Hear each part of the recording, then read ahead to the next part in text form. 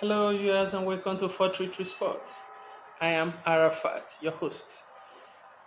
Please click like, share, and subscribe. On this edition, we're going to look at what played out yesterday in United States of America, the FIFA Club World Cup. And we'll have a hot news coming in from the transfer market. Chelsea are interested in Malik Fofana. We'll get to know who he is. And the analysis of yesterday big match, PSG versus Atletico Madrid. I told you it's going to be a great match. It will be the best match so far within the first matches that have been played here. And it was a bomb. Atletico Madrid were massacred. They were taught a footballing lesson.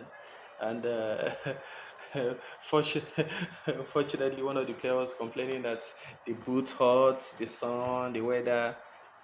Guy, no excuses. They were beating black blue. And we'll take a look at Palmeiras Porto, and then we'll discuss Chelsea versus um, Los Angeles FC, and Boca Juniors versus Benfica. We'll look at Leon Delap, Andre Santos, Dario Esugo, and Mark Penders. So now let's begin.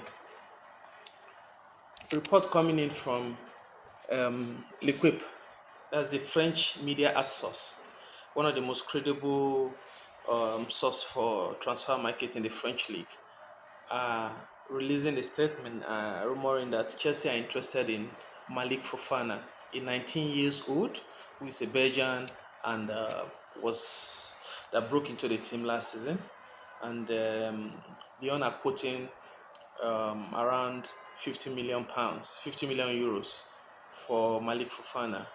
Good thing about this guy is that he's a 1v1 demon. It's exactly what is a profile that Enzo Maresca wants. He fits into that profile. That's why Chelsea didn't bother to take the release clause to activate the buyback clause, the release clause for Jordan Sancho. Malik Fofana will foot in the bill as Jamie Gittins. Just Chelsea are interested in getting both Jamie Gittins and Malik Fofana. So it's the two of them will fit in that role. And on the other side, Noni Madeke and Estava Williams and the the Portuguese guy that we signed from Wolves. His name just keep me. I will get back to you. Right now, 15 million euros are the figures that are being quoted, but I don't think it will cost up to that amount. Negotiation maybe in add-ons, and we'll keep. It's the one that we'll keep an eye on. And today, Chelsea will take on Los Angeles FC. And are we going to see Leon Delap in his first debut? Is he going to start or is he going to come from the bench? And Andrea Santos is one of interest because I'm not looking at Maresca playing the Ecuadorian captain in this game. That's Casido. So we're looking at him trying out Andres Santos and Darius Esugo and Lavia in the midfield, and then probably the Argentine Enzo Fernandez maybe starting or coming in from the bench because he needs some rest, especially Casido, having played 38 league matches after Cesar Azpilicueta a few years ago. No Chelsea player have done that to play 38 matches in the season. So we are going to look at that, and then we'll see how those guys will feel. And then I would like to see the goalkeeper Mike Penders start in goal today. We'll see what Enzo Maresca is thinking. Why not start Mike Penders in the group stage and see how he performs? If he does well, we keep playing him, and if he's confident enough and he outperform his SG, then you go ahead and you keep him, and then you continue with him, and then we'll save our money. No more going for McMahon. So we sell either Petrovic, and then we keep Sanchez. Then loan the other guy to Strasbourg. So we watch and then we'll keep an eye on it. But I'm looking at Andre Santos. I want to see how he performs. He can play as a 6, he can play as an 8, he can play a double pivot. So we'll see how he performs. And we also like to see Dario Esugo. Esugo is almost a replica of Caicedo. So we'll use him to give Caicedo some rest, and we want to also see Romeo Lavia. How many minutes is he going to get? Is it 90 minutes? But I know Enzo has been clever in managing players with injuries. So are we going to see Rhys James today, or he's going to play Achampon as a right fullback? We'll see. What new formation is he going to test? Is he going to stick to his usual formation 4-2-3-1, or are we going to overload from the left side of defense, or we'll overload from the right side of defense? We'll also have a look at that. And we'll see between Lian Delap as a 9. Will Maresca go for Terry George in today's match, or will he play Nicolas Jackson on the left side of midfield? So that Jackson plays on the left side of attack, and then Lian Delap plays as a top 9, and then we'll have Madueke on the other side, and then we'll have Pedro Neto. Does he start Neto or Madueke? I would prefer he start Madueke and Pedro Neto will take a place from the bench. He comes in, or he plays both Pedro Neto and Madueke on the wing. But I would prefer to see Jackson on the wing, since in the national team he plays on the wing for Senegal, and against England he did very well. So I prefer we'll play him on the left side of attack, and then play Madueke on Pedro Neto on the right side of attack, and then let Lian Delap have his first run through, maybe 45 minutes, and then you bring Magui from the bench. So we'll have a look, and then let's dive straight into first the game of yesterday between Porto and Palmeiras. Estavo Williams plays around 65 minutes before he was substituted, and he won man of the match. And you could see the rival fans already getting scared, and they were saying he didn't do well, he's going to be a flop, and blah blah blah. But I can tell you, by the time he comes to a Chelsea team with clever players around him, that guy is going to ball. Mark it, he's going to ball, because the few movements, the 45 minutes, the 65 minutes he plays, and he was given man of the match. The attempt, the movement, the flicks, the passes, the vision, it says it all. That he's just what Chelsea need, and he's going to light up the EPL. That guy is going to light up the EPL. He reminds me of a certain Oscar that came to Chelsea, and initially I was scared because he looked so lanky, and I thought he wasn't going to be strong enough.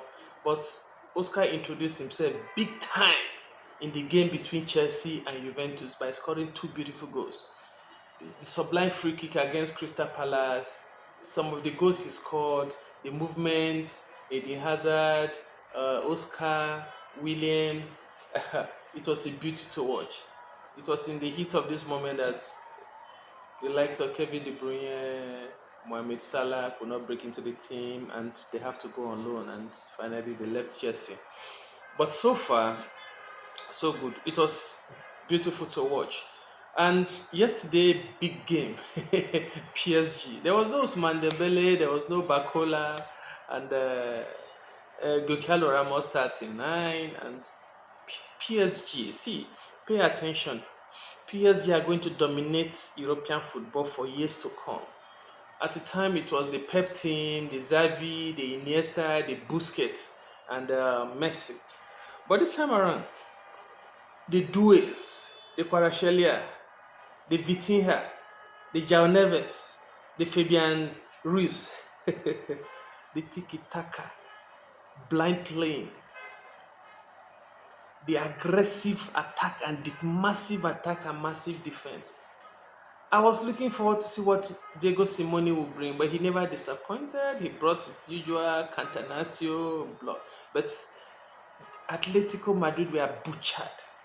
They were outsmart, they were outplayed, it was unfortunate that they resulted to foul play. Virtually every player got a yellow card apart from Simone himself.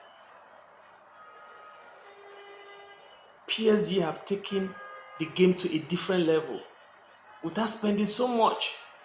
Because right now, Pep has been spending the money. He has spent and spent. January he spent. This season he has spent again. We'll see. I would love to watch PSG and Man City again. But from what I've seen so far, in fact, Man City cannot cope. They cannot cope. The PSG want the ball. The players want the ball at their feet. They will press, they keep pressing. If they lose the ball, they go after it. They receive the ball, they do it. The Kvaratskhelia, you think is a defensive midfielder. You pick the ball, he goes, they attack.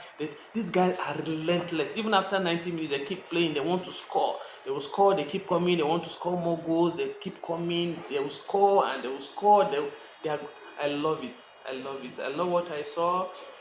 Even though their team pattern, everything was interrupted for 10 days, they all went out and came back on holiday. They gave us something to chew.